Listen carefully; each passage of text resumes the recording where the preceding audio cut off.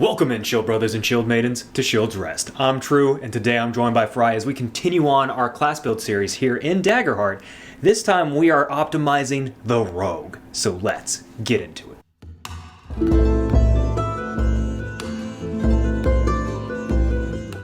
Alright, so starting off with the Rogue's Hope feature. This is going to be the Rogue's Dodge, where you spend 3 Hope to gain a +2 bonus to your evasion until the next time an attack succeeds against you. This bonus lasts until your next rest.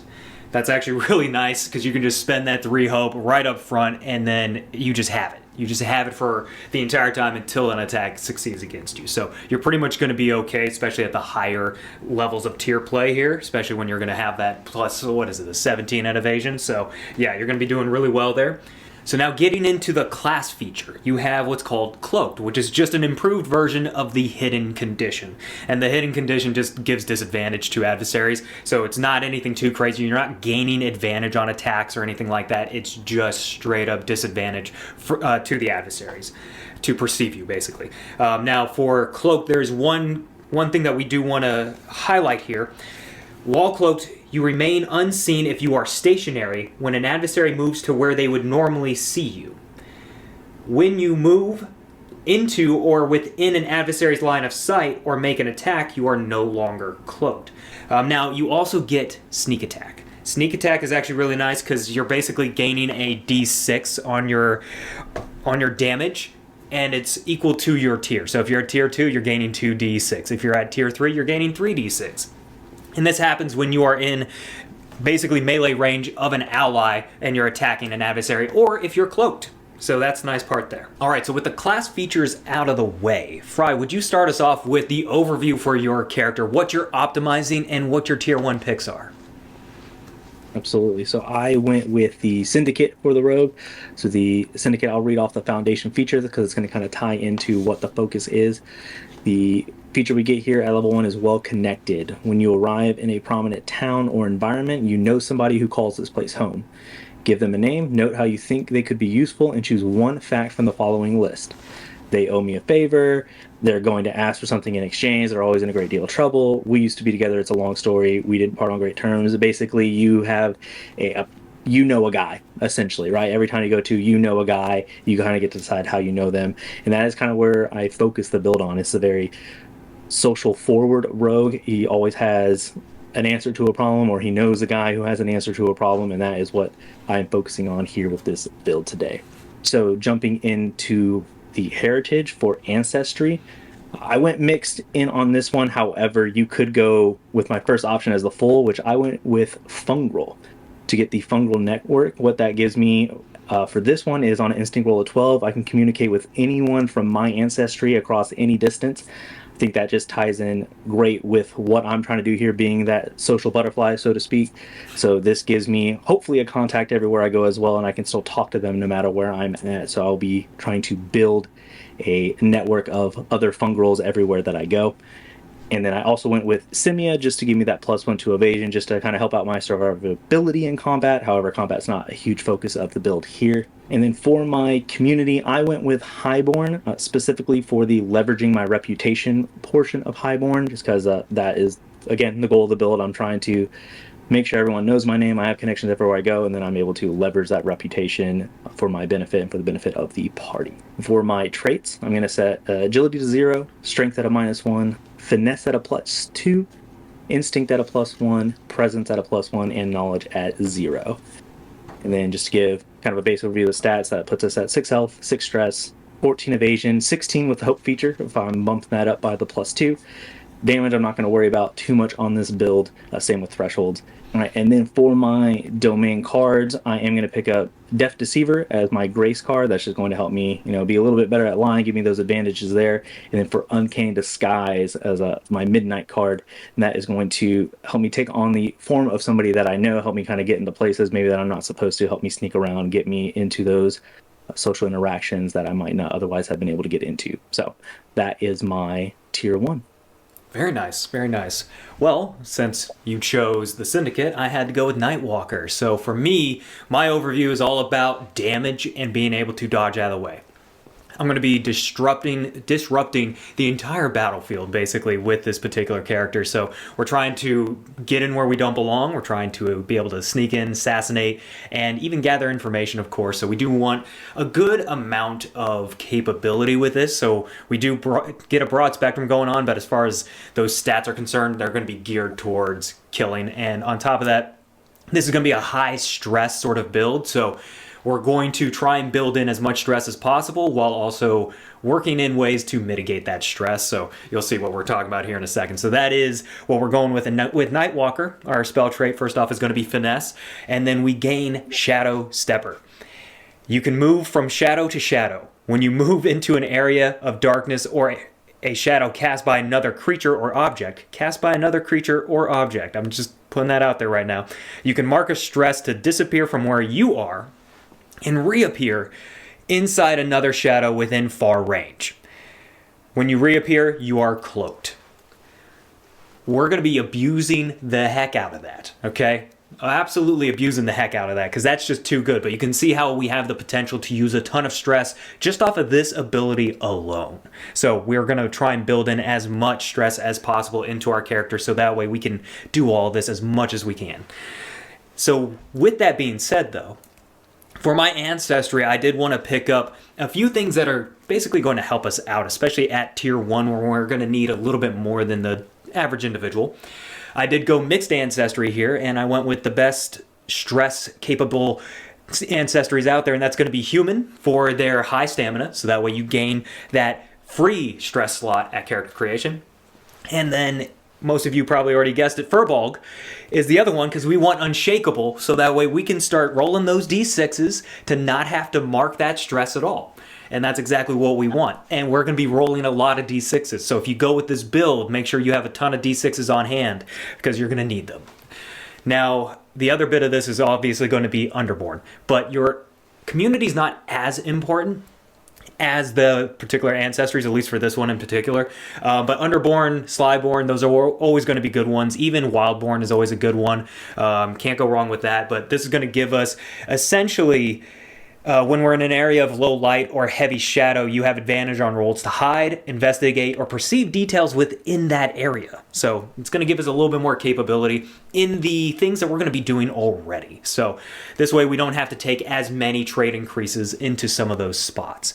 And speaking of the traits that we're basically going to start off with is a +2 in Finesse, +1 in Knowledge, a +1 in Presence, and a -1 to our Strength, which means we have a 0 in Instinct and a 0 to Agility. So that's what we're starting off with there. And then for the domain cards, I decided to go with non-damaging domain cards because we're already going to be damaging them with our dagger and our short sword. So the entire point there is so that way we're trying to bump up as much of that damage as possible, and that's what we're going to be focused in on with the sneak attack, because we're always going to be basically getting sneak attack with our attacks as long as we're using that stress to use Shadow Stepper. So with that being said, I decided to go with non-combat ones, which Pick and Pull I think is just an absolutely necessary one. If you're going to be an assassin, you need to get into where you're not welcomed. And so this is going to allow you to pickpocket. This is going to allow you to do some thieves tools type stuff and pick locks and things like that. So much like it says, Pick and Pull. Can't say no to that. And then we also took Uncanny Disguise, because Uncanny Disguise is just such a great one to have. And although this is going to be based off of our presence, which is why we're kind of building presence a little bit, we're still going to be able to get to where we want to, I think, regardless. And we're probably not going to use all those actions off of our just +1 in presence, so it's not going to be too bad, because we're just going to be shadow stepping around whenever possible. But it's just to get us through the door so we can do all the things that we need to hopefully bring down a bunch of death and mayhem. So yeah, and to start off with, as far as our damage is concerned, on average with that weapon combo, we're going to be doing about 12 points of damage right from the get-go, and then we have a max possible of 19. Especially if we do a critical, it's going to be more like 31 if we get a crit. So, but that's my Tier 1 and Overlook. Fry, what is your Tier 2 looking like? All right, for Tier 2, first I want to say I always love the combo of the characters, right? Like, these do work together in a party. If I can't lie my way in, you can always break the door down and pick through it. Yep. So love that. For my Tier 2, just for the picks I made along the way, I'm going to increase traits twice just to bring up all my stats is going to be more of a trait focused, experience focused build, just to make sure that I'm always well and prepared for those social encounters. So between the 2 trait increases, I'm going to increase my finesse to +3, presence to +2, instinct to +2 to make sure I can use my fungal ability effectively, and then knowledge up to +1 just to round it out, make sure I always do well on those checks as well. I'm also going to bump up my evasion. I'm going to get 2 stress slots just to give me a nice pool to work with. Not too much of a stress heavy build, but I want to make sure I have enough in case that I need it. And then I'm also going to increase my experiences. So I'm going to get those additional experience points to buff those up, and every tier basically I'm going to be buffing those up as much as I can to make sure those stay on track throughout all the tiers. And then for my domain cards, I'm going to first pick up Tell No Lies. So what Tell No Lies is going to do is make a spellcast roll on the target in very close range.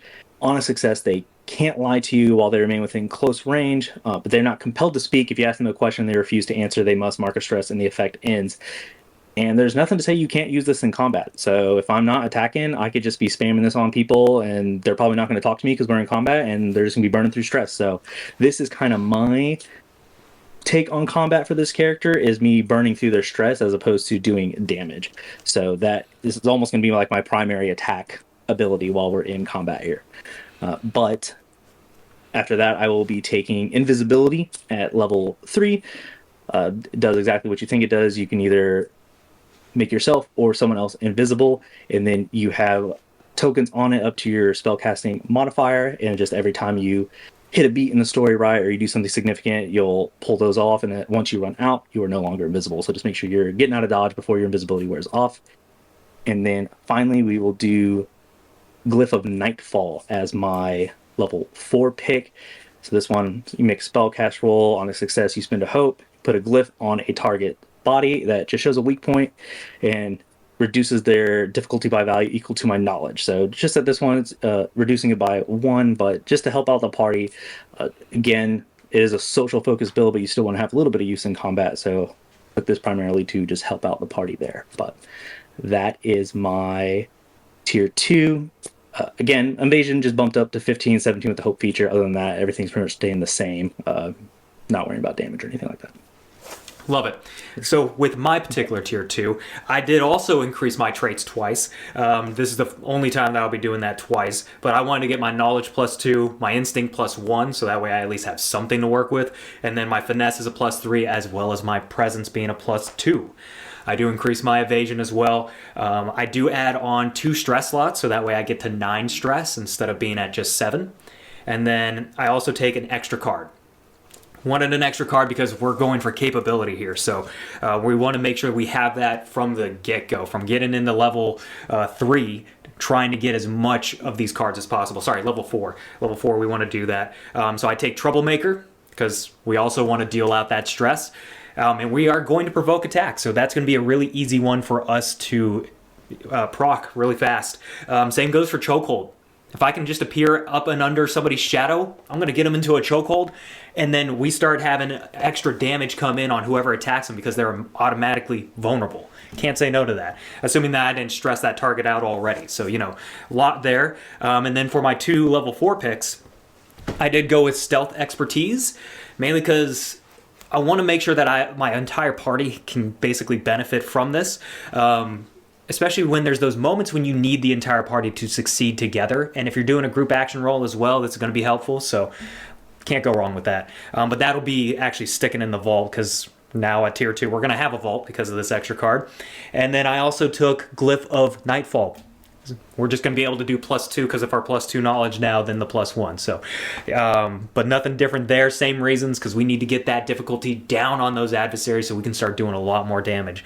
But my loadout is going to look like Pick and Pull, Uncanny Disguise, Troublemaker, Chokehold, and Glyph of Nightfall with Stealth Expertise in the vault. Alright, so that means for my tier 2 damage, I'm going to be doing 19 damage on average, including the sneak attack here. But I could be doing a max of 52, with 33 being the max dice damage, with 19 being added on top of, we're just going to add the average and max the dice. Could do 52 damage at tier 2, so just saying. We get really deadly here as a assassin, little Nightwalker rogue. So yeah. But that's my tier 2, man. What is your tier 3 looking like? Nice, nice. I love it. For my tier 3, again, I'm going to increase traits twice. So taking finesse to a +4, presence to a +3, instinct to +3, and a knowledge to a +2. I'm going to increase my evasion up to 16, and then I'm going to increase my experience twice. At this point, we have, I believe it's 4, maybe 5 experiences, and we're just bumping those up and we're keeping them in check. You can go all in on one if you really want to bump those up to be really, really solid in like one experience, or you can be spreading them throughout. It doesn't really matter. It kind of depends on your character, but I will be increasing experiences throughout on this one just to make sure I always have those bonuses to any lies and things of that nature. And then I'm also, of course, going to upgrade my subclass for the Syndicate. And that reads as contacts everywhere. So once per session, you can briefly call on a shady contact. Choose one of the following benefits and describe what brought them here to help you in this moment. So they can provide a handful of gold, unique tool, mundane object for the situation. On your next action roll, they give a +3 bonus to the result of your hope or fear die. So if you're down +2 on your hope and you want to make it a roll with hope, you can add that +3 to bump it up there. And you can also have them add 2d8 to a damage roll as they snipe from the shadows. So again, just building on that, having an answer to every situation. This one's only once per session, so make sure you use it wisely, but you always have now an answer kind of for everything as the situation pops up at a key moment in the session there. And then for my domain picks, first I'm going to pick up Thought Delver, I'm going to pick up Dark Whispers, and I'm going to pick up Endless Charisma. All right, so for Thought Delver, this allows us to peek into the minds of others, so we can spend a hope, we get their kind of surface level thoughts within far range, and then we can make a spellcast roll to delve in deeper. Be careful though, if you roll with fear, they might find out that you are doing this and you are reading their thoughts, so just keep that in mind. For the Dark Whispers, so this lets you speak into the mind of any person with whom you've made physical contact. So I'll be making sure as I go through the game to introduce myself with a handshake. I'm trying to get into the minds and pockets of everybody that I meet. I'm going to all those, fancy balls, fancy gatherings, going to any kind of like political rally, things like that, right? I'm trying to make sure that I've made contact with every important person throughout the campaign so that now I can visit them in their thoughts if I ever need to. You can mark a stress to make a spellcast roll, and then you can ask any question to the GM about them, kind of like where they are, what they're doing, things of that nature. And then finally, with Endless Charisma, so this is after you make an action roll to persuade, lie, or garner favor, you can spend a hope to re-roll either the hope or the fear die. So again, just making sure that I am being as successful as I can on any kind of persuasion, lies, things of that nature between my experiences, being able to re-roll, having advantages, making sure that I am succeeding whenever possible. What my loadout is going to look like is I'm going to keep Endless Charisma, Thought Delver, Tell No Lies, Glyph of Nightfall, and Dark Whispers. And then in the vault, I'm going to have Uncanny Disguise, Death Deceiver, and Invisibility. The kind of nice thing about the setup that I have is Dark Whispers is a 0 recall that is in my loadout. And Uncanny Disguise and Death Deceiver are also recall 0. So I can kind of swap those. Those are going to be my rotation ones to kind of pull in as I need. And then, of course, if I need invisibility, I'll have to burn the stress slot there. But this is where that low stress kind of comes into play because I have a lot of recall 0s. So I'm not burning through stress to keep my abilities on rotation. So in reality, my loadout is kind of like 7 cards because I can very easily swap through them as needed. But that is my tier 3. All right, so for my tier 3, I ended up getting a proficiency increase. I did want to waste an entire level up increase here just to gain proficiency to 4 now. So normally at tier 3 we're going to 3, but we're at 4 now. I did also go with a trait increase as well as my specialization. So for the trait increase, we're just going to finesse +4 and presence +3. For the specialization, however, this means we do get Dark Cloud, which is going to be so helpful for us. This is where we start actually doing a lot more battlefield disruption, and that's going to be make a spellcast roll 15. On a success, create a temporary dark cloud that covers any area within close range. Anyone in this cloud cannot see outside of it, and anyone outside of it can't see in. You're considered cloaked from any adversary for whom the cloud blocks line of sight. Love that. And then the added little benefit here is when while you're vulnerable, add your level to your damage rolls. because there's a distinct possibility that we are going to be vulnerable because we've stressed ourselves out. Perhaps our Unshakable has not exactly helped us out in the way that we want it to, especially with only having, at least at the time, 9 stress to work with. Maybe we've done so much shadow stepping all over the place that we've stressed ourselves out. We also do increase our evasion, and that gets us to a nice 14 without adding in that hope feature. And then we'd get our stress to 10 here at tier 3. And then I end up taking Words of Discord, because I want this kind of infighting to occur whenever possible. So I do like that little bit that I can just get them to attack each other, especially if I find myself in an uncanny disguise and I need them to start fighting for whatever reason or create a commotion as I walk up and start talking to them, so that way they are not suspecting anything. That's the way we're going to do that. And then I also take Mass Disguise in case I need to get everybody disguised up and moving through. So that way we look like a proper group, a proper band, a proper, group of bandits, whatever it is. So that way we've got that going for us, just to help the party out a little bit more, so it's not just us who can get in, but others.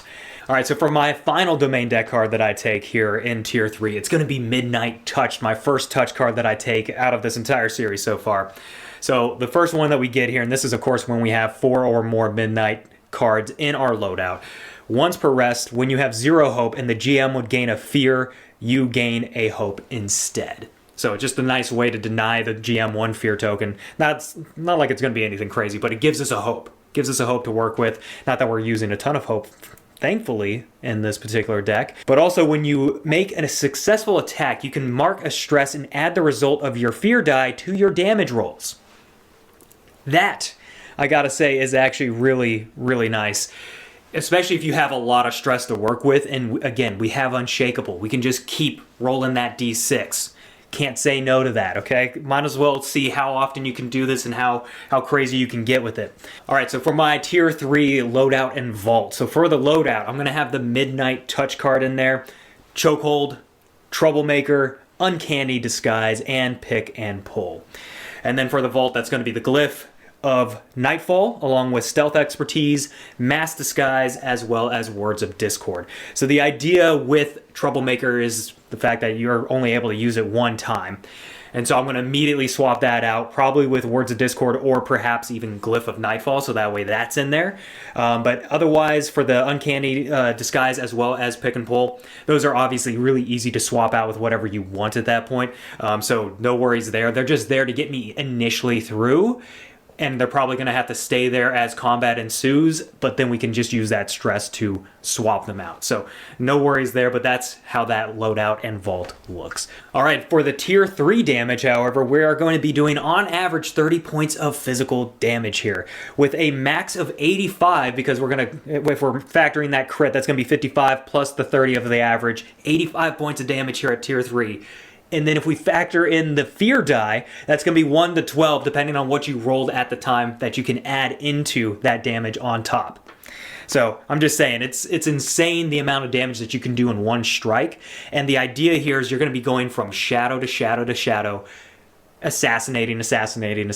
Like, that's the entire idea here. And you're going to be able to move around the entire field without actually physically moving, without like moving your legs. You're just going to be going shadow to shadow to shadow, and it's going to be so much fun. So yeah, love this Nightwalker Rogue right now. But with that all being said, what is your tier 4, man? All right, so for tier 4, I'm going to again increase my 4 traits. Finesse to 5, Presence to 4, Instinct to 4, and Knowledge to 3. I'm going to bump my evasion up to a 17, up to a 19 when I use my Hope feature. I'm going to just increase the experience the 1 time because I'm going to pick up an additional domain card, which we'll get into a little bit later. And then, of course, I will upgrade my subclass to the Mastery feature. That's going to be Reliable Backup. So we can use our Contacts Everywhere feature 3 times now per session instead of just the once per session. And we are going to get 2 additional benefits to our Contacts Everywhere. We get to also, when we mark 1 or more hit points, we can have our contact rush in to shield us. So that's going to reduce the hit points we mark by 1. Or whenever we make a presence roll in conversation, they can back us up and we get to use a d20 as our hope die instead of the normal d12. So that is probably going to be what I use the most at this point. If I'm playing the way that is beneficial to me, right? I'm going in there making those presence checks. talking my way through scenarios, trying not to fight. Now I get to have that D20 hope up to 3 times, right? If we're in that same conversation, I can use it 3 times now per session. All right, and then for my domain cards, I'll run through them first, and then we'll get into them a little bit there. First, I'm going to pick up Astral Projection. Then I'm going to pick up Night Terror. Level 10, I'm going to pick up Notorious, of course. And my extra domain card will be Master of the Craft. All right, so first up, we have the Astral Projection. So once per long rest, we can mark a stress to create a projected copy of ourselves anywhere that we have been before. So again, I am trying to make sure I'm getting into places that are important, making contacts with those mayor, those key figures throughout everywhere that you go so that you can pop back in whenever you need to. While we're there, we can see and hear through the projection as if we were there, and we can affect the world as if we were there as well. However, you do physically somewhat appear there as the astral projection, so anybody investigating can tell that is magic at origin, so just keep that in mind when you use it. All right, and then we're going to pick up Night Terror as well, like I said. So once per long rest, we can choose any target within very close range, and they can perceive us as a nightmarish horror. They do a reaction roll of 16 or become temporarily horrified. We steal a number of fear from the GM equal to the number of targets that are horrified, and we roll that same number of d6s to do total damage to all of the horrified targets. So this is going to be when you get to the other side of that door, and all of a sudden there's 10 bad guys that you weren't suspecting of. This is where Night Terror is going to come in great. You want to use it on big, large groups of adversaries to not do a bunch of damage to them, and also to try and manipulate fear from the GM as well. And then our level 10 pick was Notorious, so people know who we are and what we have done. They treat us differently because of it. We can mark a stress and add a +10 bonus to the result of any roll that we do. Between the +10, we can have up to a +6 or +7 in experience. At this point, we have advantage on it, and we can probably re-roll a die. So at this point, level 10, we're probably not failing anything super important. We're going to have up to a +17 with a re-roll and advantage with an extra d6. So loving that part. And it also doesn't take up a card in our vault. I think we kind of showcased that in the Bard video as well when we took those race cards. So really, really great card.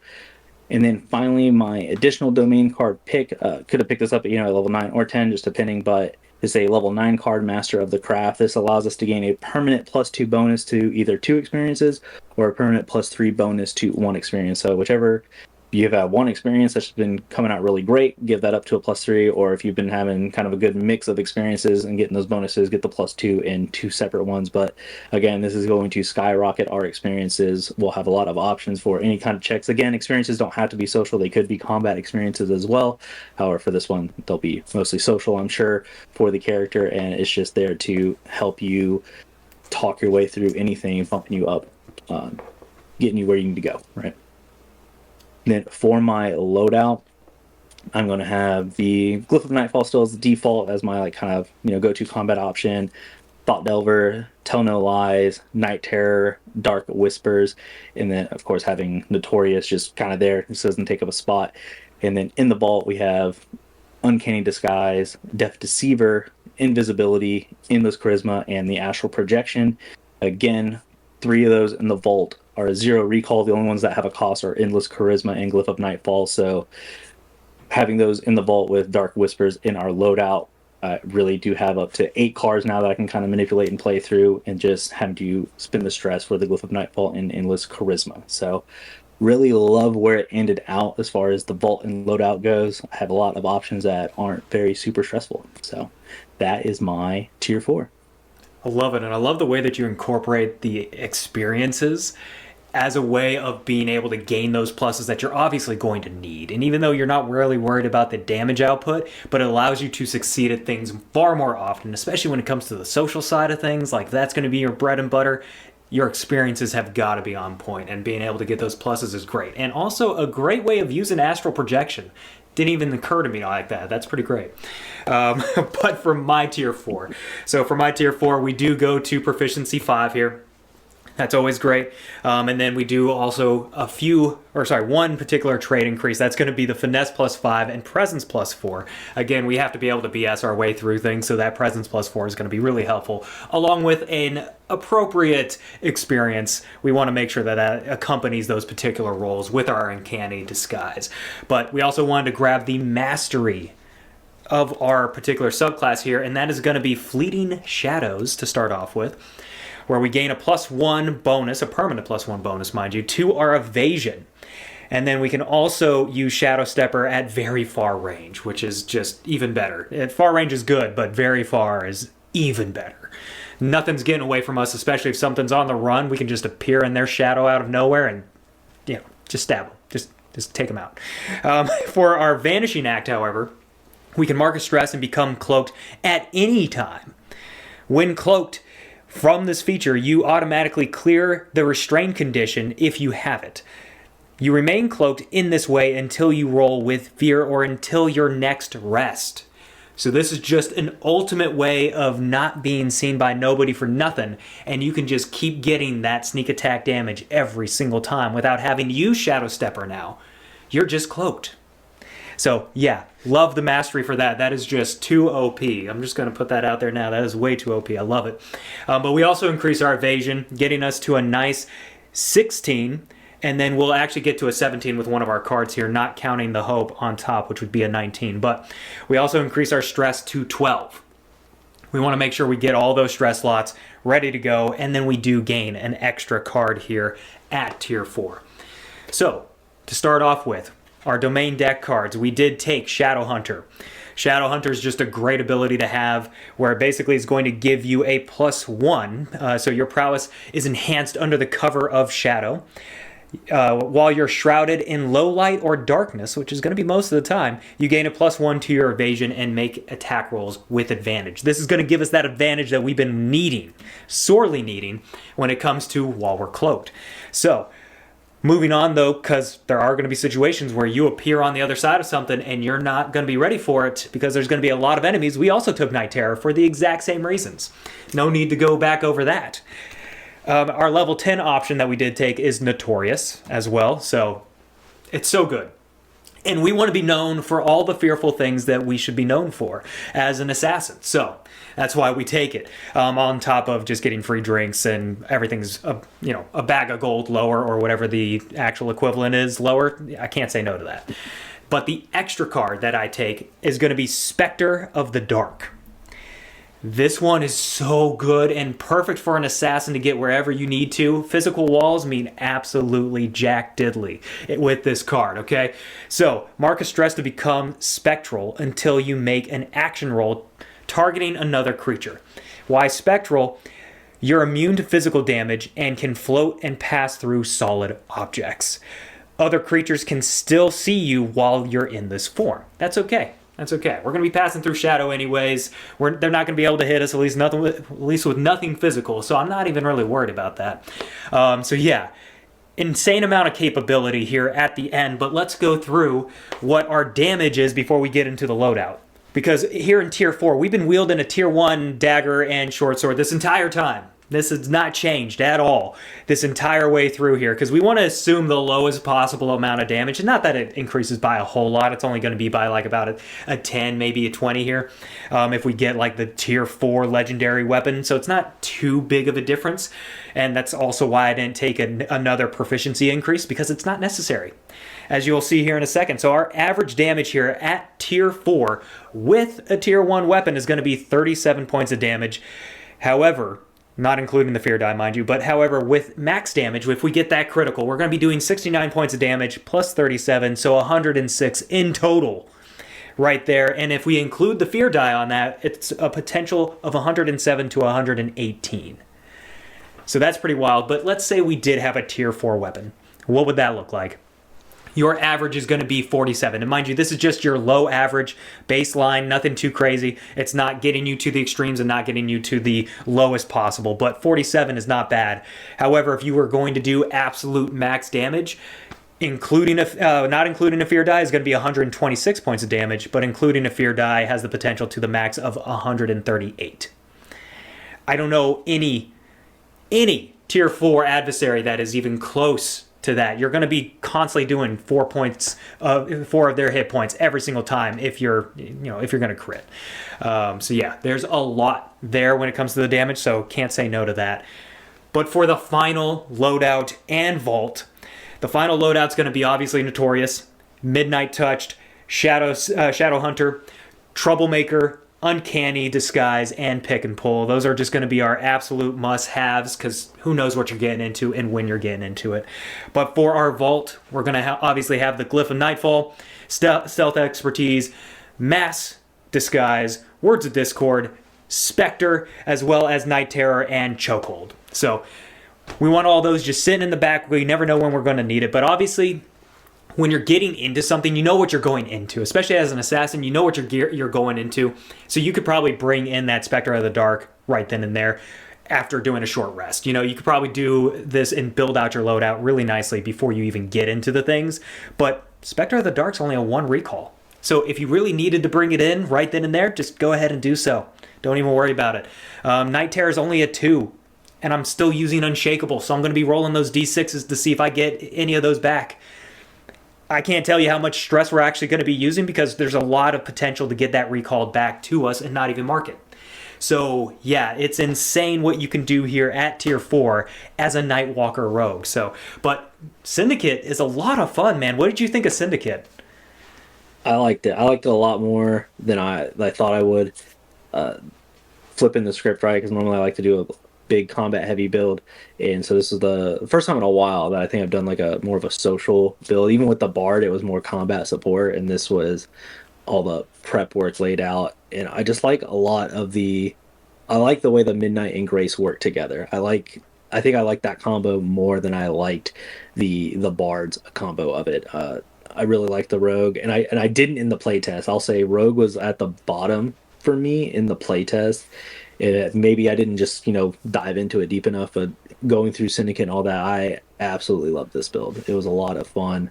I, like you were saying, like focusing more on the experiences side. Obviously would have loved to like maybe flesh out the experiences to see what that was, but obviously that's going to be campaign dependent. What you're going to get along the way, right? If you're playing more into the story and all that. But no, I really loved it. I love the Syndicate. I could see me playing this one for sure in a long-term game, just because it has so much.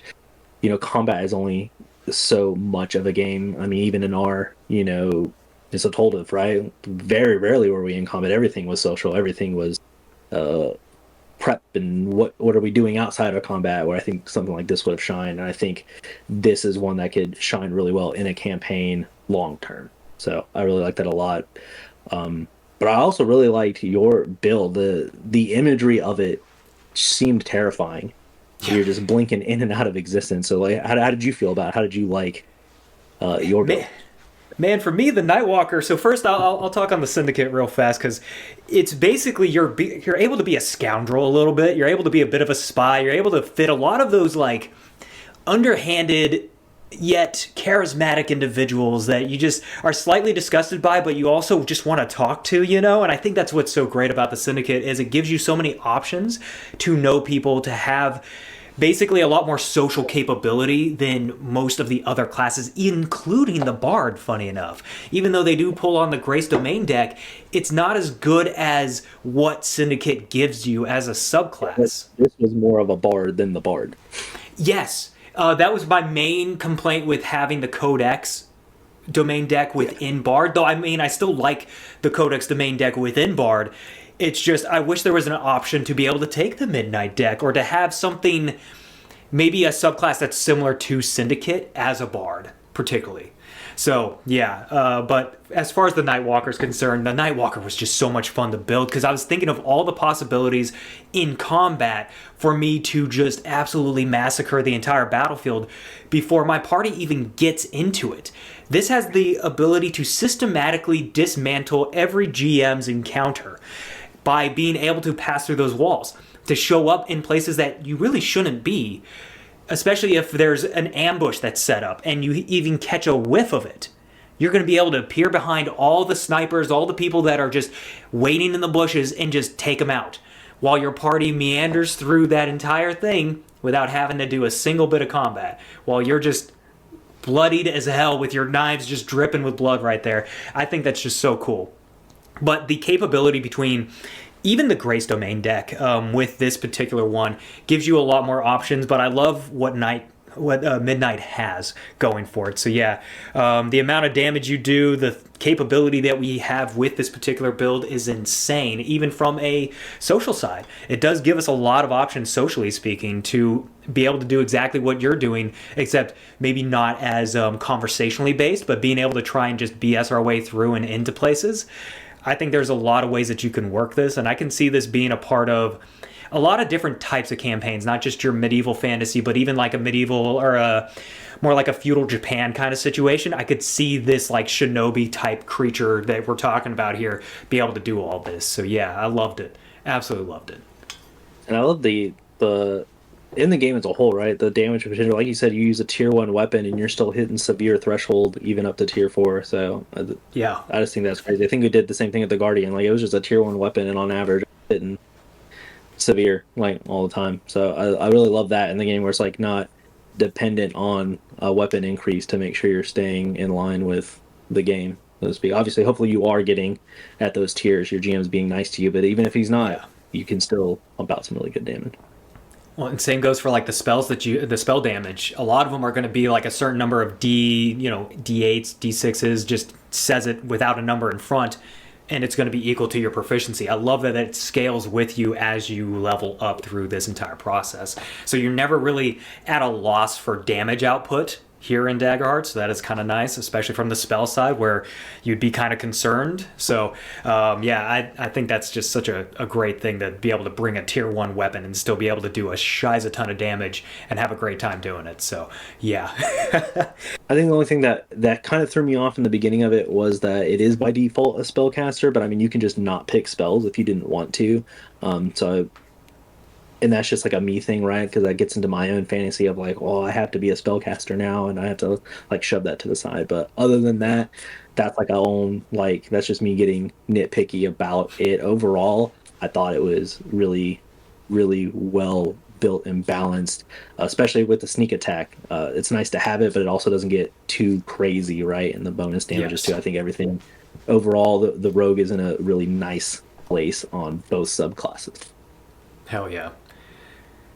Love that. Yeah, I do share your particular thoughts on the spellcasting side, because it's like, why am I spellcasting as a rogue? Which, I mean, you kind of can in some games where you do have that kind of like magic-specific individual, but I found in Daggerheart I've had to rewire my brain a little bit on magic and spellcasting just in general, particularly for the casters themselves, because there are some that really kind of threw me off, particularly for the sorcerer and the wizard. But since I've changed my mind on it and refocused that kind of perception, I'm actually kind of enjoying the prospect of what you can do. And as a rogue, I think it is kind of cool to be able to add on a spell like Night Terror, where you just enhance your particular scary self already and just be able to leverage that even further. So yeah, I do agree with you there. It's a little weird at first, but once you get past that, it's so enjoyable to think about how can you incorporate all that. So yeah, so don't shy away from that, you guys. But that is it for the rogue. We are going to be getting into, I believe, the Seraph is next. So that is very enjoyable. Cannot wait for that one.